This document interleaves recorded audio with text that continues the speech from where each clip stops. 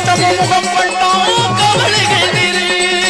சிந்தையில் நீ இருந்தால் துணிமம் உண்டாகும் சிரித்த முகம் கண்டால் கவலைகள் தீரும் பின்னிருகை உன்னடிகள் வணங்கிடும் போது வணங்கிடும் போது பன்னிருகை முன்னிருந்து பாதுகாக்குமே அழகுக்கு பொருள்